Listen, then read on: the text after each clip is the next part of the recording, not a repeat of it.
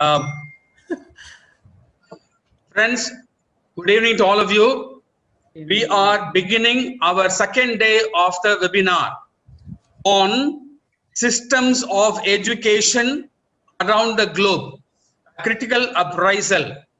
This webinar is organized by St. Xavier's College of Education, Autonomous Kotai, JCERT, Jesuit Council for Education, Research and Training, in collaboration with Federation for the Protection of Educational Rights, Tamilnadu and Puducherry, and the Ignatius College of Education, Palayamkottai, Tirunelveli, and St. Xavier's College of Arts and Science, Tirunelveli. All these organizations together are organizing this webinar on systems of education around the globe, a critical appraisal. A very short context for this webinar. Indian government has recently promulgated the National Education Policy. While critiquing this policy, we would like to learn from good models and alternatives from other countries. This webinar aims towards learning of better models and proposing to the government to follow them. So the result of this webinar will be searching for constructive, progressive educational systems and models. With that aim, this webinar is organized. Yesterday was the first day. We had Dr. Paul Manuel from Australia, Dr. Kalyana Sundaram from Switzerland, Professor Benjamin Lebeau from France, and Mr. Mariappan Sivanandam from United States. They presented very well the education systems of their respective countries. Today, we are awaiting the presentations of excellent resource persons. The first resource person will be Professor Simone Raphael from Germany. Second resource person will be Dr. Anbu Jaya from Australia. Third resource person will be Mr. Arumugam Kalimuthu from Malaysia. And the last resource person for today will be Dr. Arvakaraj from South Korea. Friends, I would like to, at the outset itself, I would like to appreciate the great services of the resource persons. Timings are different. I know German timing is not our timing, but all these resource persons have adjusted their own comforts and timings for our welfare. So at the outset, I would like to thank them sincerely for offering their wonderful services to all of us. So that is today. Today, the chairperson for today's webinar will be Reverend Dr. Ignatius, former Vice Chancellor of Coimbatore and Chennai Madras University. The MC for today will be Dr. M. Maria Saroja, Principal of St. Ignatius College of Education, Tirunelveli, Tamil Nadu. Now, may I invite Dr. Maria Saroja, the Principal, to take over the chair and moderate the session. Over to Dr. Maria Saroja. Thank you, Father.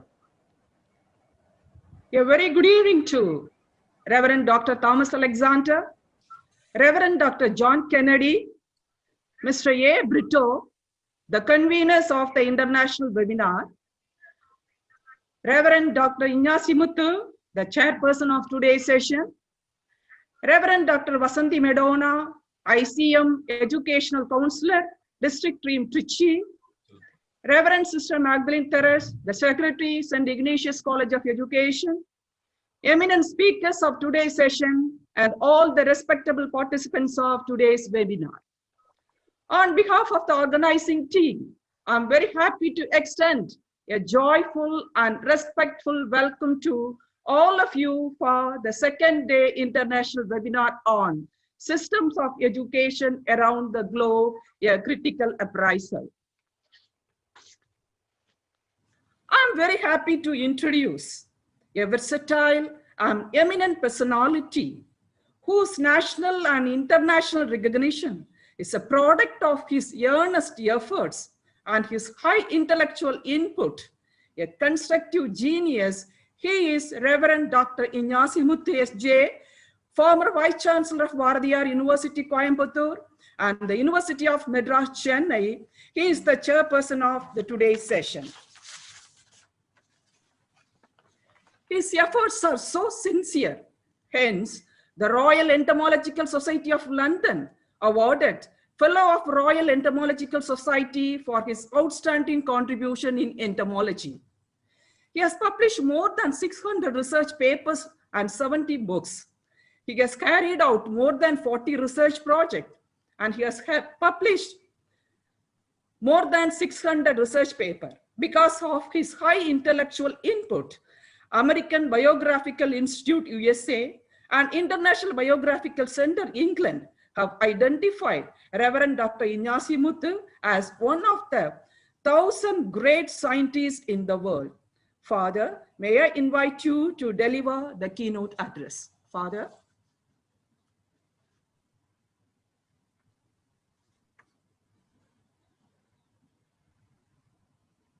Yeah, thank you. Thank you very much for this opportunity. At the outset, let me congratulate all those who are involved in arranging this webinar.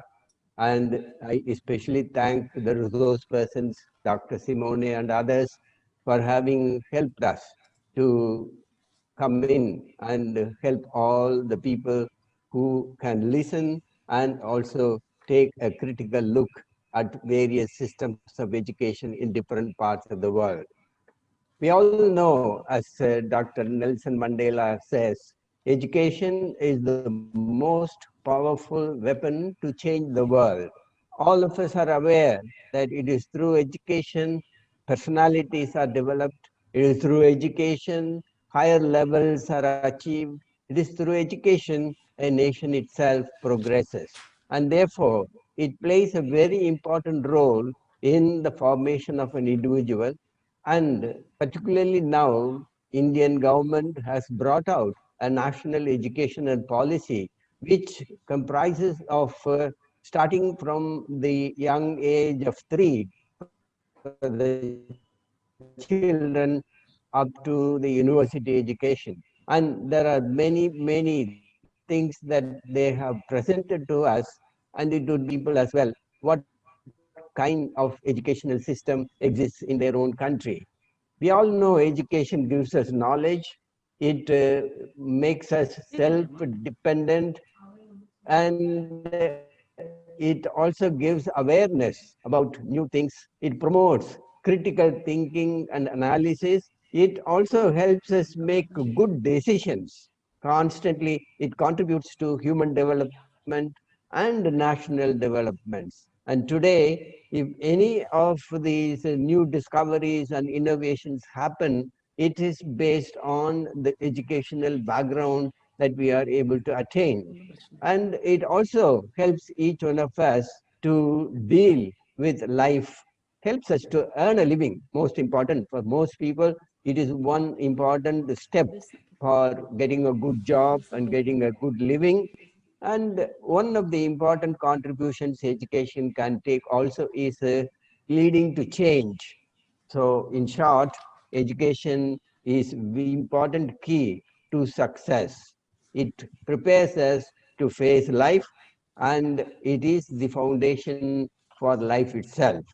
And therefore, it has a fundamental aspect in its curriculum, in its methodology, in its pedagogy, in its reaching out to the people, and hence the governments are interested to invest for the future of their country in education in a big way, because they would like to have informed citizens. Informed citizens are an important weapon in the growth of a nation, and therefore it is also important for individual people to take up education in a big way. In this context, I'm very happy that today we are going to listen to different people from, particularly from Germany, where I often visit. and other countries. We learn from all these people what are the different types of methodologies or the systems that exist in their own countries. And therefore, I'm happy to be present with you all to listen to eminent speakers and help all of us to formulate something which we can suggest to our own government. Thank you. All the best. God bless you. Thank you, Father Ignatius, for giving us a proper perspective on how to look at education. Education is fundamentally the government's responsibility to form informed citizens. So it is a positive investment for a country. Thank you for this perspective. Thank you, Father Ignatius. Now, I would like to invite the second resource person, Mr. Anbu Jaya from Australia.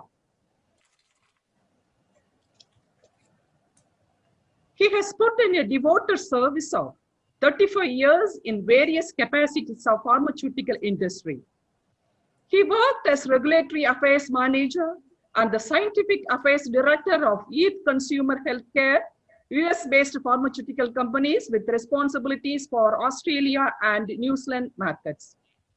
He was also a member of a government and industry consultation group of the Therapeutic Good Administration of Australia, which received the guidelines documents for drug registration before the government documents are released for public consultation.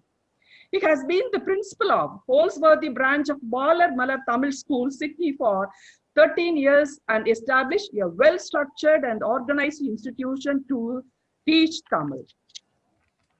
And he was the founder president of Tamil Valarchi Mandam Sydney and a syndicate member of Tamil Arts and Cultural Association Sydney.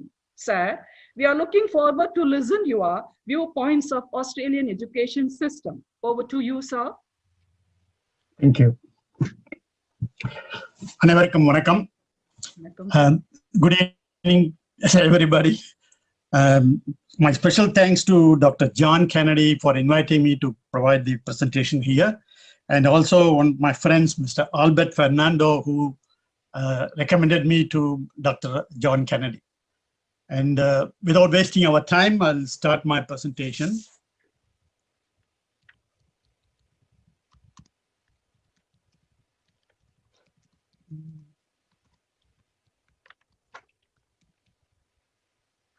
You can see in this, see the screen?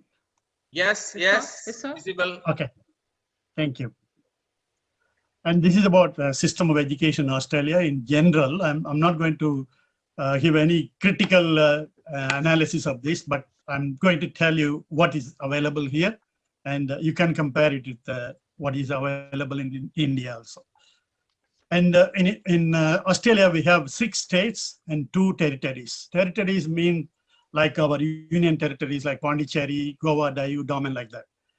And Western Australia, Queensland, South Australia, New South Wales, Victoria, and Tasmania are the 6 states. And Northern Territory and the ACT is the capital, Australian Capital Territory. They are the 2 territories. And therefore, 8 governments are there. When I say governments of Australian governments, it refers to the 8 state governments. And when I say Australian government, that means it's only the federal government, like our central government. And with regard to the state and territory, the education in Australia, state and territory governments are responsible for delivering the school education, registering, regulating the schools, both government and private schools, and majority of public funder for the government schools and minority funder for the private schools. That means for the government schools, the state governments are providing the majority of the fund and minority of the fund for private schools. And the Australian government, that's the federal government, has a role in education funding and national policy.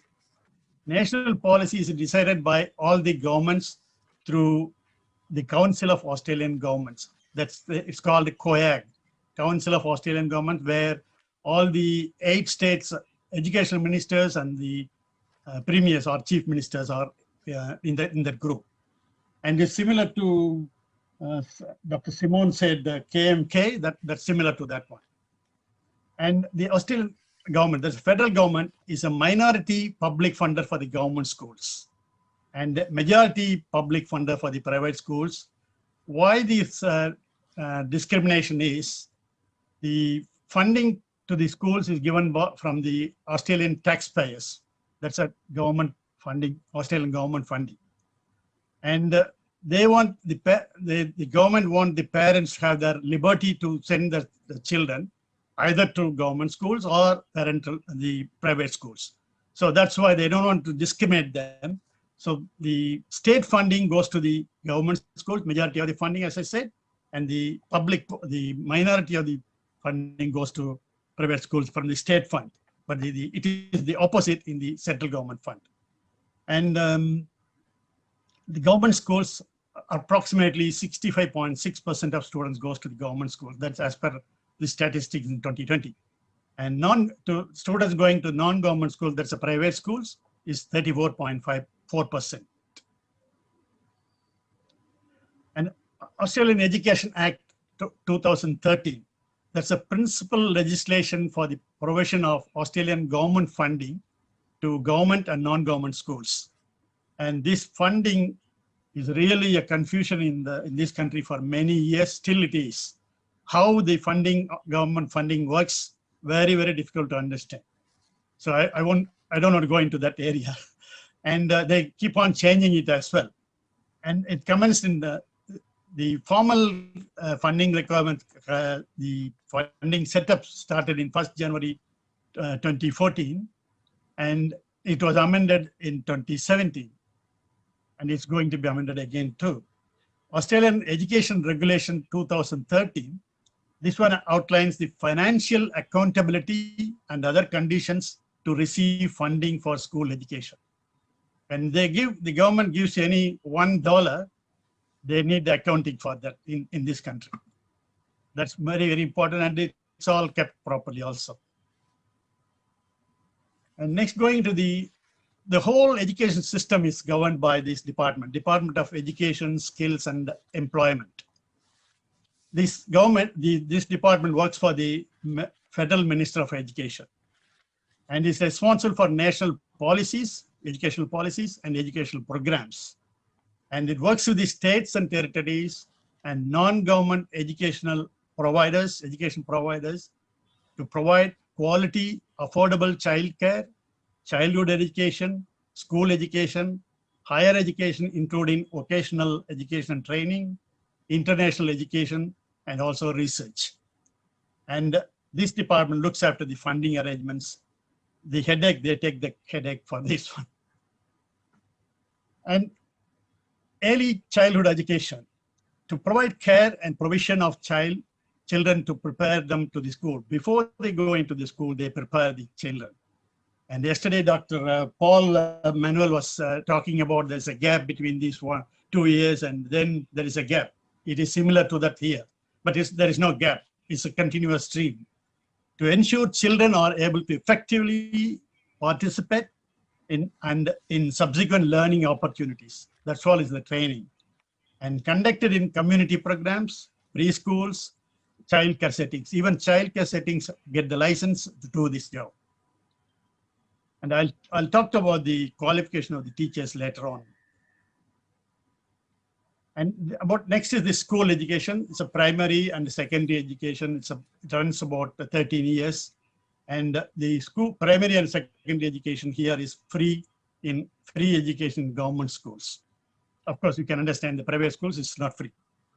And primary is kindergarten, preschool to year 6. When I say year 5, year 6, it is like our standard 1, standard 2, standard 3, like that. So we call it here year 1, year 2. That means standard 1, standard 2. And the primary runs from 7 to 8 years period. Because of some states, the remote states, the education system is sometimes slow. Instead of 1 year, maybe 1.5 years like that. So that's why the period is 7 to 8 years. And secondary education is year 7 to year 10. That is standard 7 to standard 10. And it's 4 years. And senior secondary, that's a higher secondary certificate. Year 11 and 12, which is equivalent to our +2 plus 11 and 12. Children need to start education by age 6. That is the compulsory here in this country. And the education is free. Compulsory education up to year 10, that is, they have to finish year 10 or around the age of 16 to 17 years. And it is compulsory.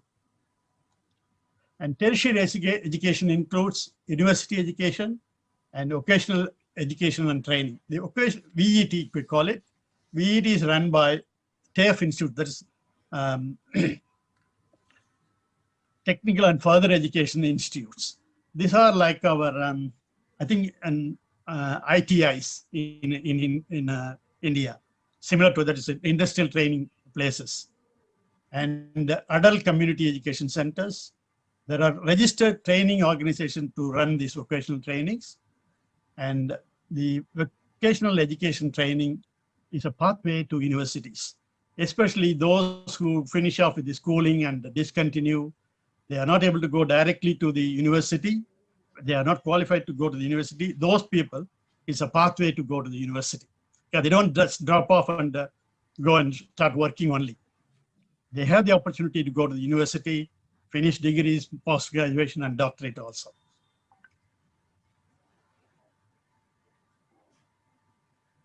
And language of instruction here is English. English is the official language of Australia and the main language of instruction.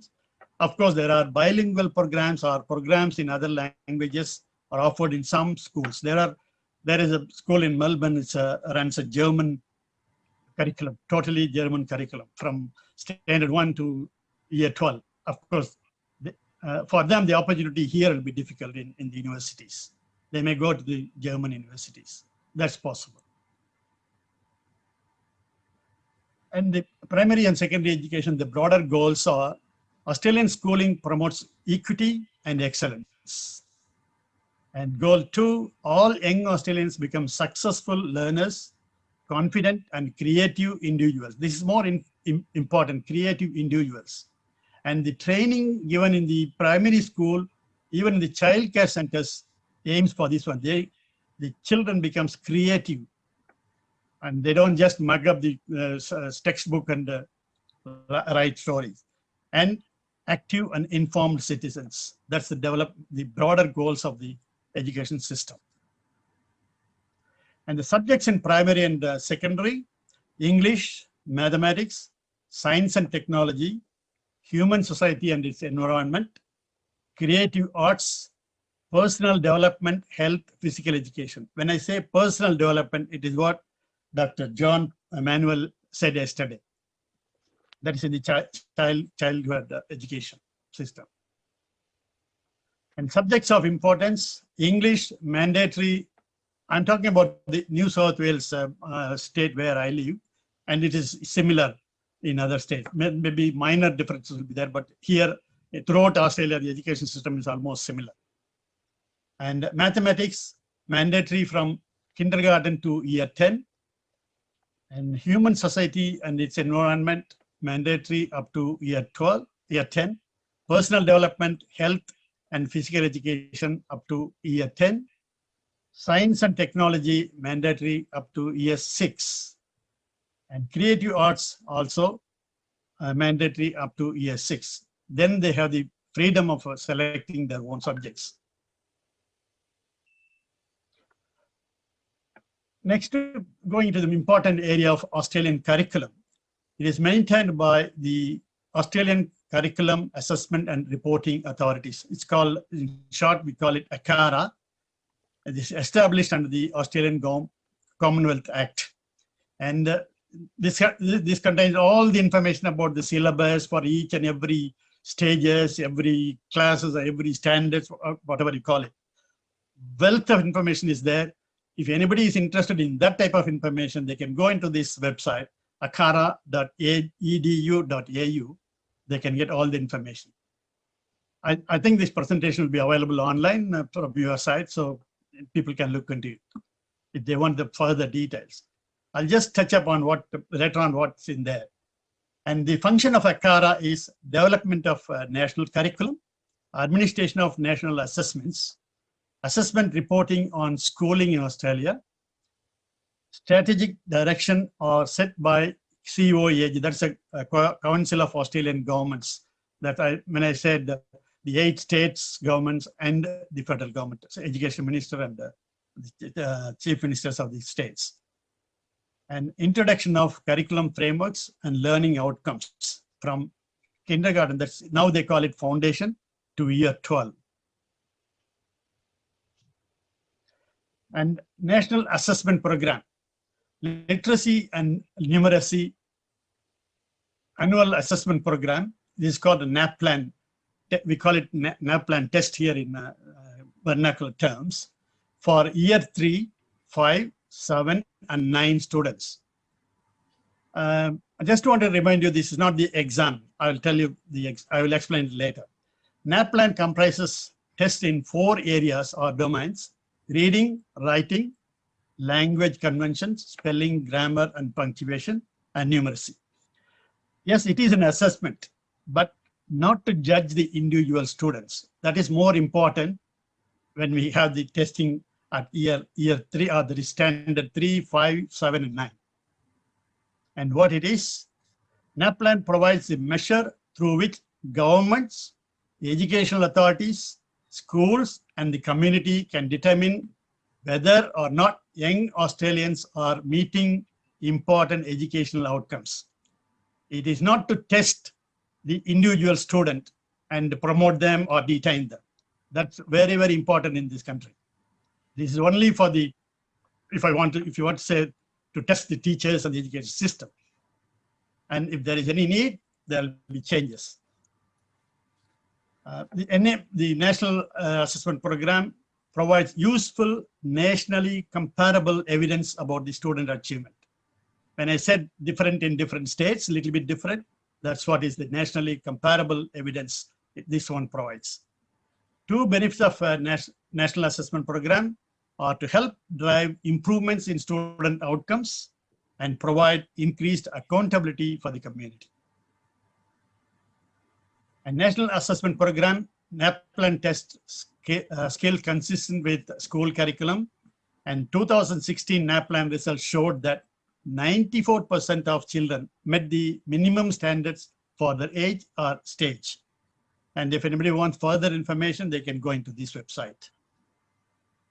And Australian curriculum, national curriculum provides schools, teachers, parents, students, and the community with a clear understanding of what students should learn, regardless of where they live or what school system they are in. And just to give a small introduction about the Australian, the site, ACARA site where I mentioned earlier. And this is a 3-dimension system, 8 learning areas, 7 general capabilities, and 3 cross-curriculum priorities. All are detailed in this. When I put the arrow there, each one of them describes that. I will give you the top level information. The 8 key learning areas: English, mathematics, science, humanities, social sciences, health and physical education, languages, technologies, and the arts. And 5 general capabilities: literacy, numeracy, information and communication technology capability, critical and creative thinking, personal and social capability, intercultural understanding, and ethical understanding. And 3 cross-cultural curriculum priorities: sustainability, Asia and Australia's engagement with Asia. Because the Australian government feels we have the business, or we need to have a cooperation with the Asian countries. And Aboriginal and Torres Strait Islanders history and cultures. Aboriginal are the natives of this country. Australian curricula now under revision. It's all because of that NAPLAN testing and all. December 2019, all education ministers agreed to review the curriculum to improve it further. And 12th June 2020, the task was assigned to ACARA to redefine and reduce the amount of content, with priority to primary years to focus on essential content and core concepts. And time frame for the revision is early 2022. And any additional information you need, you can go to the site. And some other information for this one, opportunity class. There is one system. Am I going away apart from the time, Dr. Kennedy? You can take 5 more minutes. 5 more minutes. Okay. 5 more minutes. Thank you. And yeah, the opportunity classes and selective high schools are, I said, it's a free education. So the standard may be different from between the students. For them, if the highly standard students can go to these classes, opportunity and selective high schools. And the senior secondary school, it's a year 11, year 12. They have to take year 11, they have to take 12 units of subjects, and year 12, 10 units of subjects. And there is a compulsory ones, and what the subjects are there in this one. Senior secondary specific requirements govern the choice of subjects and courses. For university study, they need to complete the relevant courses subject requirements. And there are other informations are there. I want to go to the whole structure. Probably if I find the time, yes, the teacher qualification, as I said earlier, 4-year Bachelor of Education in early childhood education, primary education, middle years education, and secondary education. So even for early childhood education, they have to do that 4-year bachelor's degree. Not that everybody can go and teach in the early childhood education. They have to have a degree in this early childhood education. Or for a general one, or a 3-year degree followed by graduate diploma or master of teaching in the above areas. So that's very important, this. And there is a registration with the Teachers Registration Board in each state. Teachers have to be registered. Tertiary and vocational education training, and these are the courses available under vocational education: agricultural, horticultural, applied language, automotive, all those things, even information technology. They can do a diploma startup course. Those are all the vocational training institute. When I said TAFE, Technical and Further Education Institute, they teach these type of subjects. Yeah, this is another one, Australian Qualification Framework, which is important. The policy for regulated qualifications in the education, vocational education, training, and schools. This is above year 10 and also applicable to vocational education training. I'll go through the bit faster. And these are the 10 stages: certificate 1, 2, 3, and 4, diploma, advanced diploma, associate degree, bachelor's degree, bachelor of honors, graduate certificate, graduate diploma, master's degree, doctoral degree. And this is the one I wanted to go through properly. And yesterday, I think Dr. Paul Manuel showed me this diagram, but I would like to explain it here. This secondary school, I said up to grade 10, it's free and it's compulsory. From that time, they can drop out. And it doesn't mean those who drop out of at year 10 can't continue. They can continue. That's the path here. They can go to do certificate 1, certificate 2. This is 6 months or 1 year courses or like that. Certificate 3, 4, then go to higher education. Or they do this one, then go to registered training organizations, do a 2-year course and take advanced diploma, then go into the higher education system. And similarly, in the higher education, they can do a diploma or advanced diploma or associate degree, then go into this higher education system. From there, they go into the bachelor's degree. From once you go to the bachelor's degree, you can go to the postgraduate and PhD also. And this is the normal one, what we say in this one. You do the higher education one, year 12, finish, then go to the bachelor's one, then go to the higher education. So this is the important chart. And this is available in the ACARA chart. And regulation and accreditation of universities. Tertiary Education Quality and Standards Agency. There is an agency called TEXA, national regulator established by the Australian government to monitor quality and to regulate university and non-university higher education providers against a set of standards. who set the standards? The standards were developed by the Independent Higher Education Standards Panel and registers these TEXA registers higher education providers, the universities, and also re-register them every 7 years. They do the inspection, everything, and re-register them once in 7 years. And governing legislation for this is Higher Education Support Act. And you can go into the website. Anybody interested, they can go into the website and have further details. And this is the final information. There are 43 universities in 63 locations, just to give you a quick information on that one. With this, I complete my presentation. Thank you very much. I take this opportunity to thank all the organizers for giving me the opportunity to provide this information. Thank you very much. Thank you, Dr. Anbu Jaya, for a wonderful presentation. Really, it was a detailed presentation. I think I am now becoming familiar with NAPLAN, ACARA. All these things are resonating in my mind now. This NAPLAN is something very good, assessment based. It is mainly for teachers, not for the students. Right. That is something wonderful. Exactly. I think we Indians need to learn. That is one thing that I want to insist. And education policy is decided by all the states together, not center forcing and focusing. States together. That is something very nice. But I'm really inspired by the two principles that guide your education system: equity and excellence, creative individuals. Fantastic, fantastic.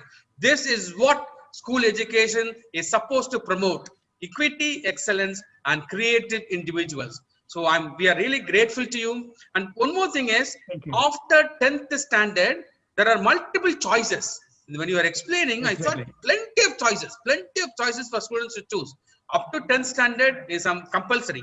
And then 65% of students prefer public schools, and it is actively promoted. Thank you, Dr. Anbu Jaya, for a wonderful, inspiring, informative presentation. Thanks a lot. Thanks a lot. Thank you. Thank you. Thank you, sir. May I call upon? On behalf of the organizers, Reverend Dr. Thomas Alexander, Principal of St. Xavier's College of Education, Reverend Dr. S.M. John Kennedy, Director of JCERT Council for Education, Research and Training, Dr. M. Maria Saroja, Principal in charge of St. Ignatius College of Education, Palamkottai, Mr. M. A. Brito, Coordinator of Federation for the Protection of Educational Rights, Tamilnadu and Puducherry, Mr. S. Albert Fernando, who was instrumental in getting many of these resource persons, and finally, Reverend Dr. Maria Das, Principal of St. Xavier's College of Arts and Science. On behalf of all the organizers and the coordinators, Dr. R. Satish Franklin, Director of Physical Education, Mr. A. Nicholas Jagan, Assistant Professor, St. Xavier's College of Education, and all technical support given by Reverend Dr. Winston from St. Xavier's College. I would like to give thanks to all our resource persons today. You really took trouble to prepare and present fantastic presentations, and each presentation was unique in its own way. We are really happy, we are enlightened, we are enriched to evaluate our own national education policy in the light of your presentation. Thank you for all the trouble that you have taken. Times don't match. Your timings are different from our timings.